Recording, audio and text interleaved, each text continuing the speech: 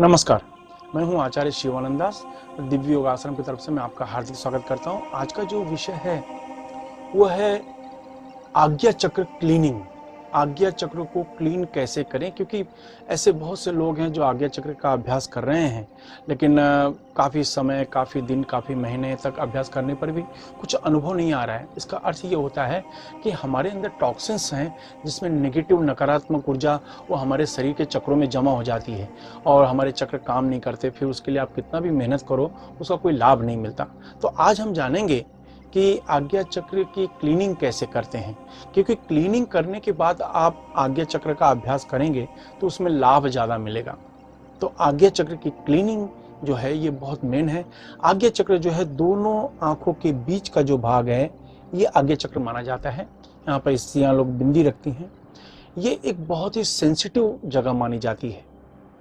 हम कहते हैं ना कि यहाँ पर एक शास्त्र कहता है कि दिव्य दृष्टि जिसको कहते हैं, अगर ये एक्टिवेट हो जाए तो हमारे अंदर इंट्यूशन पावर बढ़ जाती है। एक कुछ अनहोनी होना हो तो उसका एक अंदाज आपको आ जाता है, प्लस आपका कंट्रोल शरीर के गुप्त से गुप्त भाग तक हो जाता है। इसलिए शरीर में हलचल, शरीर में पार्किंसन जैसी बीमारियां, जो शरीर कांपते हैं और शरीर के हर पॉइंट पे, हर पार्ट पर आपका एक जबरदस्त नियंत्रण हो जाता है। प्लस इसका एक लाभ ये मिलता है, अगर आप सच्चे मन से किसी व्यक्ति के बारे में आशीर्वाद दे दें या उसके बारे में अच्छा सोचें तो वाकई उसको भला होता है, उसका भला हो जाता है। ये एक बहुत बड़ी बात है, लेकिन इसके लिए ज़रूरी है कि आपका आज्ञा चक्र एक्टिवेट हो। तो एक्टिवेट होने के लिए सबसे बड़ी बात है कि आज्ञा चक्र का जो अभ्यास है पहले न करें, पहले आज्ञा चक्र की क्लीनिंग कर लें, जो सबसे मेन चीज़ है। क्लीनिंग कैसे करें आज हम जानेंगे। तो जैसे मैंने कहा कि एक शांत रूम, एकांत रूम का चुनाव करें। मोबाइल, घंटी, दरवाजे की घंटी सब बंद रखें और आराम से बैठ जाएं, रिलैक्स होकर बैठ जाएं। और ये आपको लेटना नहीं। बहुत से लोग कहते हैं कि आचार्य जी मैं क्या लेट कर कोई ध्यान या कोई प्रैक्टिस करूं। तो मैं ये कहना चाहूँगा कि आप अगर शरीर के आराम का सोचेंगे तो कैसे आप कोई चीज़ पाएंगे, क्योंकि आप पहले से ही सब कुछ आराम से पाना चाहते हैं। थोड़ी मेहनत आपको करनी होगी, लेकिन फिर भी इसमें नियम ये है, आपको सिर्फ लेटना नहीं है। आप चटाई पे बैठें, बिस्तर पे बैठें, कुर्सी पर बैठें, आराम से बैठें और बैठने के बाद आप इस पॉइंट को पिंच करें। इस पॉइंट को पिंच करें और पिंच करने के बाद इसका जो बीज मंत्र जो होता है, एक्चुअली इसका बीज मंत्र होता ही नहीं, क्योंकि 5 तत्वों में से जो 5 तत्व यहाँ पर नहीं होते, लेकिन ओम को माना जाता है। ये ब्रह्मांड का आखिरी शब्द और प्रथम शब्द माना जाता है। तो इसके लिए ये जो यहाँ को पिंच कर आपको मन ही मन ओम का उच्चारण करना है। ओम हम 3 तरीके से बोल सकते हैं। याद रखिए, ओम हमारा इस समय रिलीजन मुद्दा नहीं है, धार्मिक मुद्दा नहीं है। ओम आप 3 तरीके से बोलें, ओ, या फिर ओम, और या फिर तीनों में से कोई भी तरीके से आप बोल सकते हैं, चाहे ओम, चाहे ओ, चाहे इस तरीके से तीनों। हमारा पर्पज रिलीजन नहीं है, कोई धार्मिक टॉपिक नहीं है। कोई भी व्यक्ति किसी भी धर्म का हो यह अभ्यास कर सकता है। तो याद रखें कि सबसे पहले हम पिंच करें। पिंच करने के बाद आपको 5 मिनट तक ओम बोलना है। 3 में से कोई भी तरीका आप इस्तेमाल करें, ओम बोलना है। और ओम बोलने के बाद आप रिलैक्स हो जाओ, एकदम शांत हो जाओ। शांत होने के बाद दीर्घ श्वास खींचो।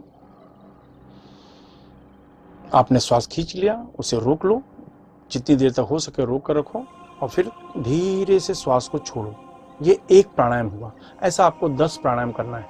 याद रखें, श्वास खींचो, जितनी देर तक हो सके रोक के रखो, फिर धीरे से छोड़ो। आपको छोड़ना तब है जब आपका दम घुटे। याद रखें, हमने जोर से सांस खींचा, जितनी देर तक हो सके रोक के रखा और जब दम घुटने लगे तब सांस को छोड़ा। तो ये एक प्राणायाम है। आपको 10 प्राणायाम करना है। याद रखना कि 5 मिनट ओम का उच्चारण चाहे किसी भी तरीके से आप करें, जैसे मैंने आपको बताया, चाहे ओम, चाहे ओ, चाहे इस तीनों में से कोई भी तरीके से। अब उसके बाद 10 बार ये प्राणायाम करना है और यहाँ पर पिंच करने के बाद ही प्राणायाम करना है। मैं फिर से रिपीट करता हूँ, सांस को जोर से खींचा, जितनी देर हो सके रोक के रखा, जब तक दम नहीं घुटे। दम घुटे तभी श्वास छोड़ना है। दम घुटने के पहले नहीं, दम घुटने लगे तब श्वास को छोड़ो। ये एक प्राणायाम हुआ, 10 प्राणायाम आपको करना है। बस ये आपका पहले दिन का अभ्यास। इसी तरह से आप दूसरे दिन करें, तीसरे दिन करें, चौथे दिन करें। ये 15, 20, 21 दिन ही माना जाता है कि 20 से 21 दिन तक ये अभ्यास करें तो वो भाग क्लियर हो जाता है, क्लीन हो जाता है। इसके अलावा जो लोग ऑलरेडी ये आज्ञा चक्र का अभ्यास कर रहे हैं तो आप इसको पिंच करके सबसे पहले क्लीनिंग का अभ्यास कर लो।